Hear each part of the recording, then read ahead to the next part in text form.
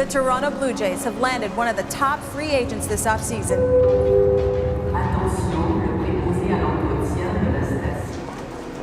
This deal for us was all about Russ Martin, and one of the only players that we would ever consider making a change with. He was just a perfect fit for us in so many ways.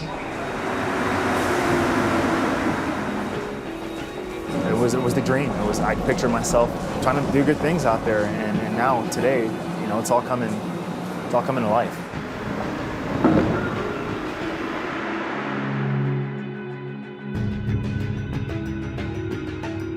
You are a lot of things rolled up into one guy, you know, black, white, French, English, you know, you've lived in comfort, you've lived scraping it out a little bit too, you know, like, can you kind of sum that up? You know, I have world citizen tattooed on my chest for a reason. It's because I believe that, you know, whether you're Canadian or you know, from Guyana or Argentina or Brazil, you know, all people should be treated equal, no matter where you're from, no matter what your beliefs are.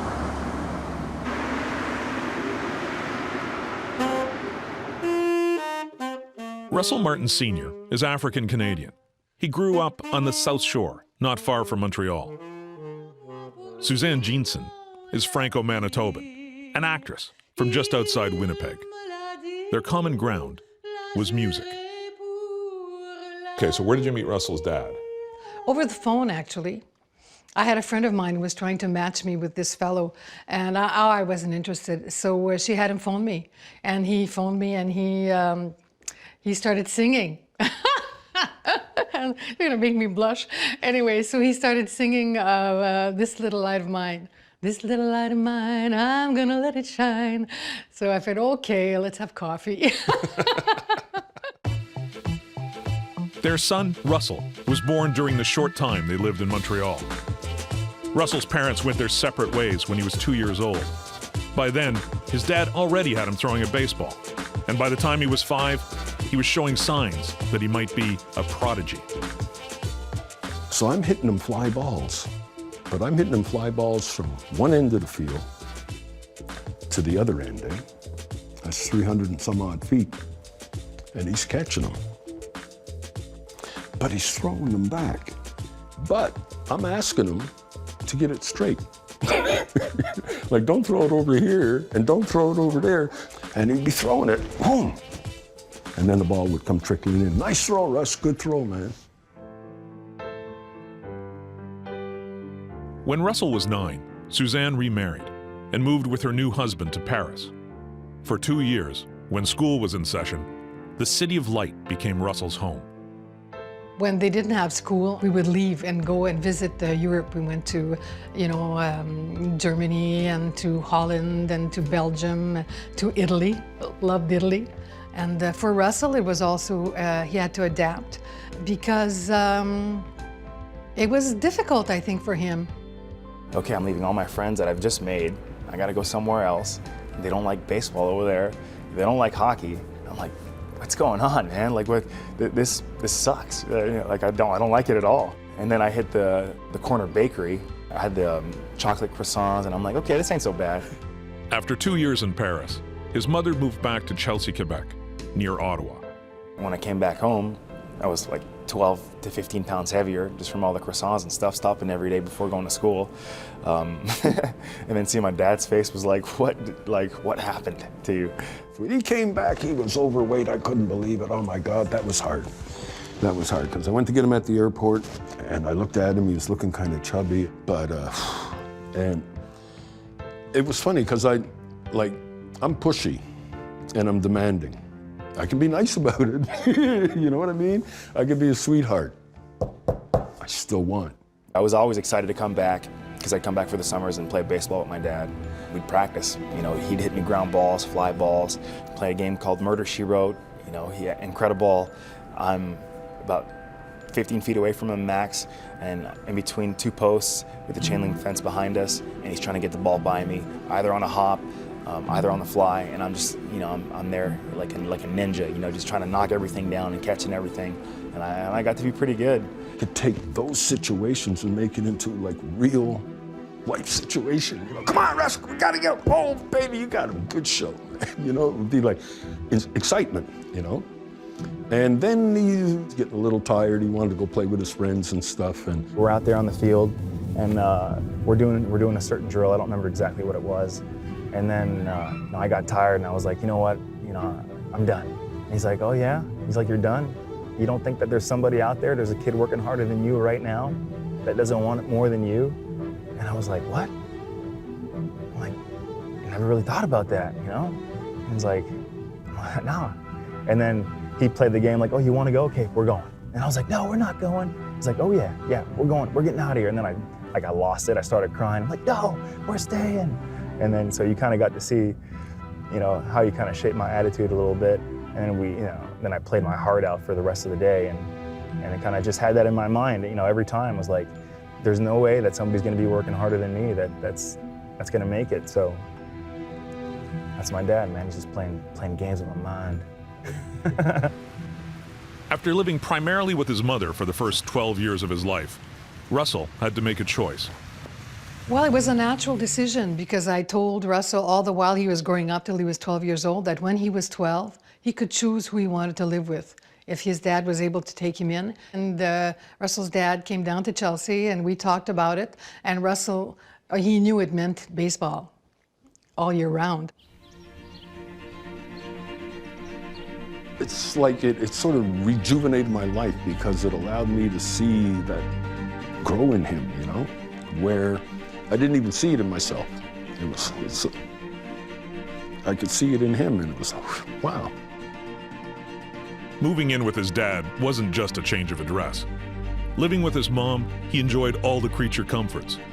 Life with his dad wouldn't be nearly so easy.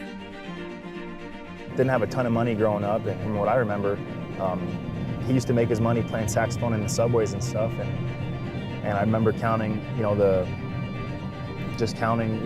quarters and the nickels and the dimes and everything, and rolling them up, and then going to buy dinner or whatever. There were a few days it got pretty skinny. There was a few days where it was kind of hard to hold things together. I came here, I worked for 2 or 3 hours, I made $40. I'm going to do what I want to do and stuff like that. Got your hand out, but I'm playing. People like you, they help you. If they don't, they go on by.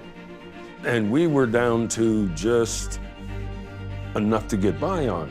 Russell's friends, their parents were working, they were driving cars and stuff like that. They were living the ordinary Canadian way of life. And I explained to Russ, I said, well, listen, I said, you see all these kids out here today? I said, you see their parents out here with them? I said, they're not here. They're working. I said, we're out here. I said, I'm taking the time. But it never really occurred to me to do anything other than get a wet reed, play my horn, get enough money in my pocket, get some stuff, get out, play some ball. I was a bit concerned because I was wondering how Russ was feeling about all of this, but he seemed to be able to get along with it. Do you ever go see him play? In the Metro? Yeah. I'd pass by every once in a blue moon is when it'd coincide. But I just kind of like nod at him and I just keep going. I think all the experiences that Russell lived as a child were preparing him. Life prepares you for what you're going to do.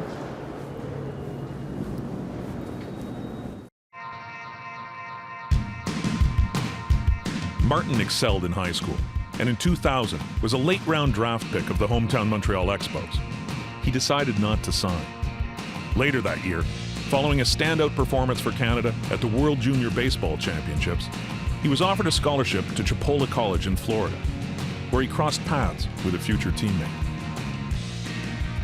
My first year, I had a teammate who was pretty good. It was this kid, just lightning hands, throws 96 off the bump, and I'm like, man, this is amazing. Like, who is this guy? I'm 17 years old. He's a couple years older than I was at that time, and it was Jose Batista. Martin was drafted and signed by the Los Angeles Dodgers in 2002. The Dodgers converted him from third base to catcher in rookie ball, and he thrived. In May 2006, he made his major league debut in Dodger blue, behind the plate. I got to call, was in Salt Lake with the AAA team. So the whole night, I'm putting all this pressure on myself. Like, man, if I don't have a good game, I'm not gonna make it. Like, those are the kind of thoughts that I was having. Like, I need to have a good game. I've worked my whole life for this game. I think I went 2 for 3, 2 RBIs, we won the game. And then we ended up winning 17 out of my first 21 games that I played in. So it was like we completely turned things around, ended up making the playoffs. I remember going down there for the first time and just sitting in the stands and watching BP and that. You look around and then you put your son in that picture, and then you look at everything that went into it. It's like, wow. Later that same season, Russell Martin Sr. took center stage in Chavez Ravine. It was a long way from the Montreal Metro. I was more nervous at that moment seeing him play in front of a crowd than in my first game. But seeing my dad play in front of 50,000 people, that was special. And he nailed it. At that moment, I think I kind of shared the pride that he shares for me. Just guys going in the box and like congratulating me, like, hey man, Dad's real good, you know, like congratulations. And I was like, yeah, man, that's my dad. It's cool. Gave him a hug after he was done. That was a special moment. I've been getting ready for months, like all my life. Oh man, whew. Oh, that was unbelievable. But it was just like that. Over the next 9 seasons, Martin played with the Dodgers, the New York Yankees, and the Pittsburgh Pirates. 7 times his teams made the playoffs. He was selected for 3 All-Star games, and in 2007, won a Gold Glove. Last year, following the best offensive season of his career with the Pittsburgh Pirates, Martin became one of the most coveted free agents in baseball. Christmas has come early for Canadian baseball Jays GM shocked the baseball world Monday. The character in the clubhouse just got a heck of a lot better for the Toronto Blue Jays. They outbid the big bad Blue Jays Cubs. formally announced the signing of Eyes are dotted, the T's are crossed, and the physical, it's complete. Russell Martin is a Blue Jay. Russell Martin, kid. What just happened? Taking pictures Photos, first? yeah. Okay. Very excited to have Russ here. I think it's a game changer for us, for the franchise, for the organization, for the team. Why did signing Russell Martin become a priority for you in the offseason? Well, one, it was a chance to get one of the best players at the respective position. Of all the years that we're chasing a free agent, the Cubs with deep pockets, and everyone knew they had financial flexibility to do things in the offseason. The Dodgers clearly with the highest payroll in the game. It just was not the best timing in the world. And there was a couple key guys we wanted. You know, Russell was, first on the list. The biggest thing for me, though, is he plays on winners. He's going to anchor our team, but we can't forget about his offense too. He's a good offensive player, gets on base a lot. He's a pure hitter. Sum it up, he's one of the best players in baseball. The Canadian angle we felt was going to be important for us.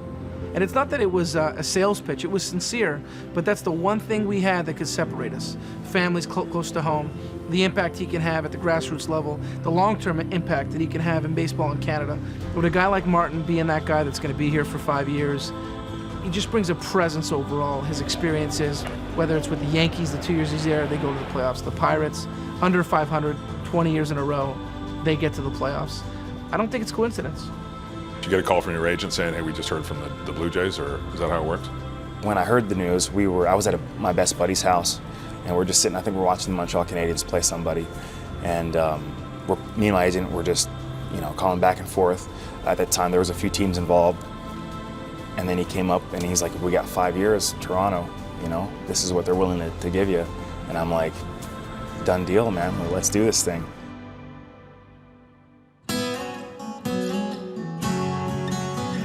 Feels like a first day at a new school, really. I mean, you don't really know what to expect, but it's fun.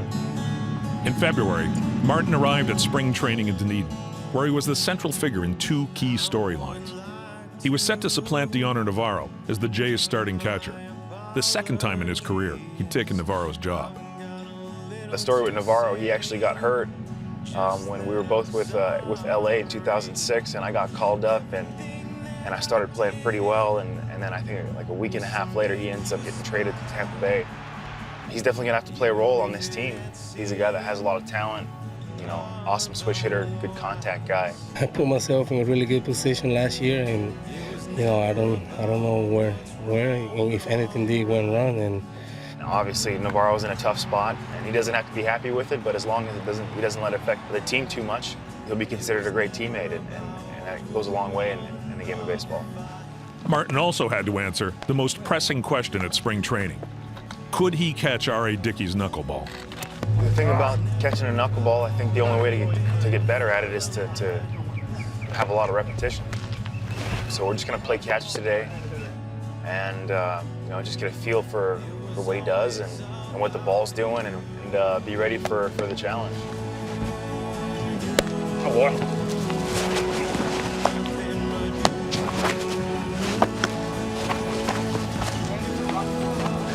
Nice work. I'll get better.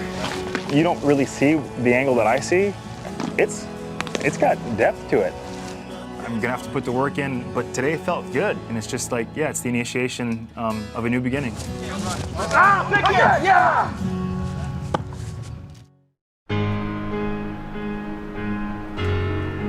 Spent most of my childhood in the Montreal area. My full name is Russell Nathan Coltrane Jeanson Martin. There was an added bonus that came with becoming a Blue Jay. At the tail end of spring training, the team was scheduled to play 2 exhibition games against the Cincinnati Reds at the Olympic Stadium in Montreal. It would give Martin his first chance to play in a Major League uniform in his hometown. Not much more you can do better than baseball. One thing became clear. Russell Martin is a star here, in both official languages. Vraiment poussez, puis vous acharnez, puis faites de tout ce que vous pouvez pour essayer de réaliser vos rêves. The thing that I like, I think most about the aspect of him being in the major leagues is the way he carries himself.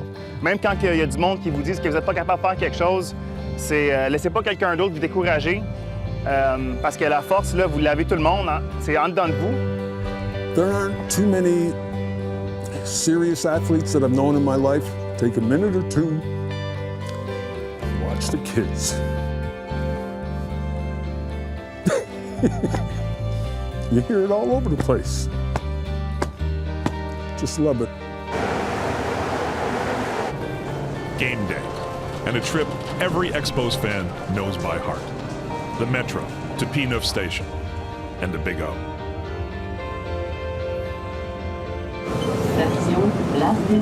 What do you think this is gonna feel like tonight? And this feels like almost like opening day to me. I mean, you know, those kind of jitters and that you know, I don't know, just nervous energy that I'm getting right now. It's gonna be fun.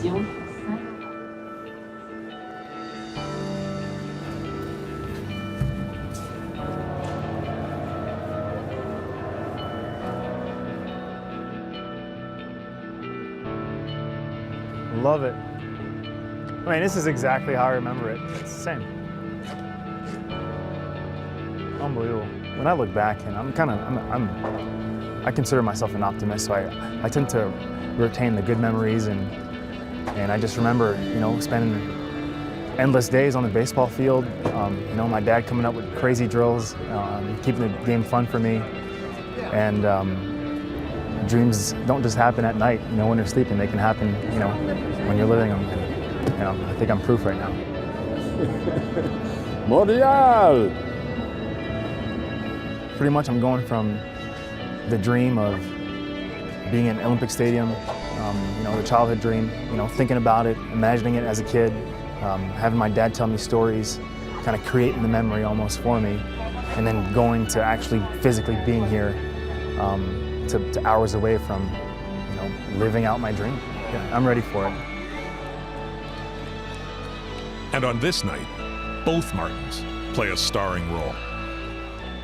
Would you please rise and join Mr. Russell Martin Sr., father of the Blue Jay catcher, for the American and Canadian national anthems.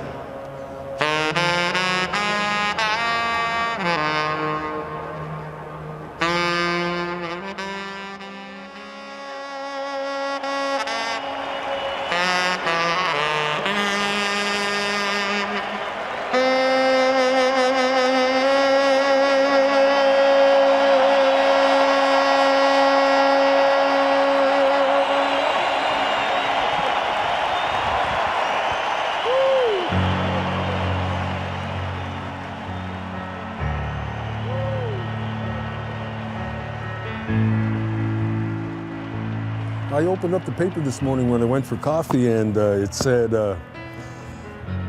big picture of Russ. He said, I've been waiting for this for 30 years.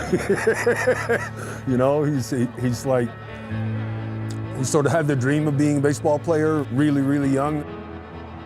I'm forever grateful for all the time he spent with me on the baseball field, for sure. He taught me a lot of good things.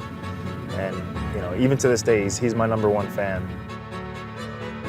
It's amazing, you know, it's amazing. And just to be so close to it is kind of amazing also, you know. My dad was pretty good at, like, making me a believer. He'd, like, put me in scenarios where, like, you know, Russell Martin coming up to bat, you know, bottom of the 9th, here comes a pitch, and he could actually hear it, like, resonate. And I'm like, in my mind, I'm like, yeah, man, I'm seeing that happen. It was awesome, man. During the final game in Montreal, Jays manager John Gibbons, showing a flair for the dramatic, arranges for a surprise visitor to the mound. I was sitting up in the box, and they come up and they asked me to come out and bring him out. And I jumped. I was like, boom! It was a surprise. Incredible. Beautiful moment. Could remember it forever. You had to see it with my eyes, and that's my boy. For the son and for the father, who had been through so much together, the weekend was like something from a dream. Martin throws and just got him.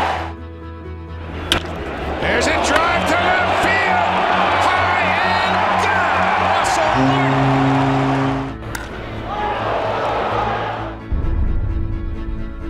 It's just a belief that I have. I feel like no matter what country you're from or what color you are, we're all people. You know, we all bleed and sweat and cry and smile. Traduit, c'est citoyen du monde. Puis la raison pourquoi j'ai ça, c'est que juste la croyance que n'importe où d'on vient, que ce soit Canada, aux États-Unis, République dominicaine, on est tous des humains. And I just like to have that, you know, written on my chest. I'm just, you know, a world citizen, just like, you know, everybody else is.